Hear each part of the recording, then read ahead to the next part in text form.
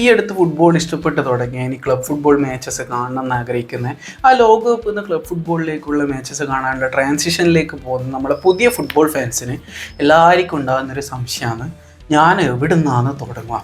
അതായത് നമ്മളെ ലോകകപ്പിനൊരു fixed fixture ഉണ്ടാവും, അതനുസരിച്ച് നമുക്ക് ഓരോ കളിയായിട്ട് നൈസായിട്ട് കാണാം. പക്ഷേ ക്ലബ് ഫുട്ബോളിലേക്ക് വരുമ്പോൾ ഇഷ്ടം പോലെ ടീമുകളുണ്ട്, ഇഷ്ടം പോലെ ലീഗുകളുണ്ട്, കുറേ പ്ലേയേഴ്സ് ഉണ്ട്. ഇത് എവിടെ നിന്നാണ് തുടങ്ങേണ്ടതെന്ന് എല്ലാവർക്കും ഒരു കൺഫ്യൂഷൻ ഉണ്ടാവും, സ്വാഭാവികം.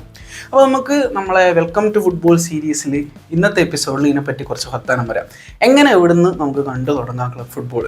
അപ്പോൾ ഏറ്റവും ബേസിക് മെത്തേഡ് എന്ന് പറയുന്നത് നമുക്ക് ഒരു പ്ലെയറോട് ഒരു സോഫ്റ്റ് കോർണർ ഉണ്ടാവും. അത് ലോകകപ്പിൻ്റെ സമയത്ത് അല്ലെങ്കിൽ എങ്ങനെയായാലും ഒരു പ്ലെയറോട് നമുക്കൊരു പ്രത്യേക ഇഷ്ടമുണ്ടെങ്കിൽ ആ പ്ലെയറിൻ്റെ ടീം ഫോളോ ചെയ്യാം. ഇപ്പോൾ ഉദാഹരണത്തിന് എർലിംഗ് ഹാലൻഡ് ആണെങ്കിൽ നമുക്ക് മാഞ്ചസ്റ്റർ സിറ്റി ഫോളോ ചെയ്യാം, എംബാപ്പെ ആണെങ്കിൽ റയൽ മാഡ്രിഡിൻ്റെ കളികൾ ഫോളോ ചെയ്യാം, പിന്നെ ഹാരി കെയ്ൻ ആണെങ്കിൽ ബയൺ മ്യൂണിക്കിൻ്റെ ഡെംബെലെ ആണെങ്കിൽ PSG കളികൾ ഫോളോ ചെയ്യാം. അങ്ങനെ അതായത് നമ്മൾ ഇഷ്ടപ്പെട്ട ഒരു പ്ലെയറിൻ്റെ ആ ഒരു ടീം വെച്ചിട്ട് നമുക്ക് നൈസായിട്ട് സ്റ്റാർട്ട് ചെയ്ത് തുടങ്ങാം. ഇനി നേരെ മറിച്ച് എനിക്ക് അങ്ങനെ പ്രത്യേകിച്ച് ഒരു പ്ലെയറോട് ഒരു ഇഷ്ടം വന്നില്ല, ഇനി ഒരു ടീമിൻ്റെ കളികൾ കണ്ടിട്ട് എനിക്ക് ഇഷ്ടപ്പെട്ടിട്ട് ഫോളോ ചെയ്യണം എന്നാണെങ്കിൽ ഏറ്റവും ബെസ്റ്റ്, അതായത് ഒരു പുതിയ ഫുട്ബോൾ ഫാനിന് കാണാൻ ഏറ്റവും ബെസ്റ്റ് ഇംഗ്ലീഷ് പ്രീമിയർ ലീഗ് ആയിരിക്കും.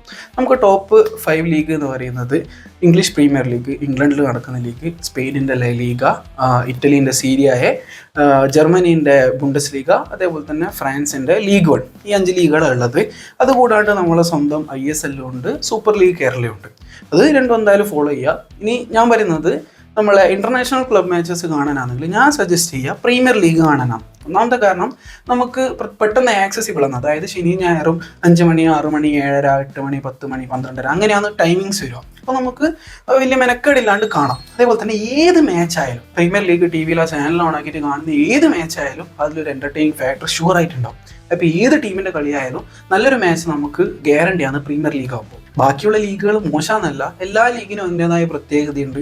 ഓരോ ടീമുകൾക്ക് ഓരോ സ്പെസിഫിക്കേഷൻ ഉണ്ട്, പ്ലേയിങ് സ്റ്റൈൽ ഉണ്ട്, എല്ലാം ഉണ്ട്. അത് നമുക്ക് വേറെ വീഡിയോയിൽ ഡീറ്റെയിൽ ആയിട്ട് ഓരോ ലീഗിനെ പറ്റി പറയാം. അതേപോലെ തന്നെ മസ്റ്റായിട്ട് UCL കാണാം. UCL എന്ന് പറയുന്നത് ഈ പറഞ്ഞ യൂറോപ്പിലെ എല്ലാ ലീഗുകളിൽ നിന്നും ക്വാളിഫൈ ആയ ടീമുകൾ കളിക്കുന്നതാണ് UEFA ചാമ്പ്യൻസ് ലീഗ്. പിന്നെ ഇപ്പം തന്നെ എടുത്ത് പിടിച്ച് 90 മിനിറ്റ് ഏതെങ്കിലും ഒരു ടീമിൻ്റെ കളി കാണുമ്പോൾ നൈസായിട്ടൊരു മടുപ്പ് വരും. അപ്പോൾ അതില്ലാണ്ടാക്കാൻ ജസ്റ്റ് ഒരു സ്റ്റാർട്ടർ എന്നുള്ള രീതിയിൽ കഴിഞ്ഞ സീസണിലെ ബെസ്റ്റ് മാച്ചസ് നമുക്ക് കണ്ടുവരണം.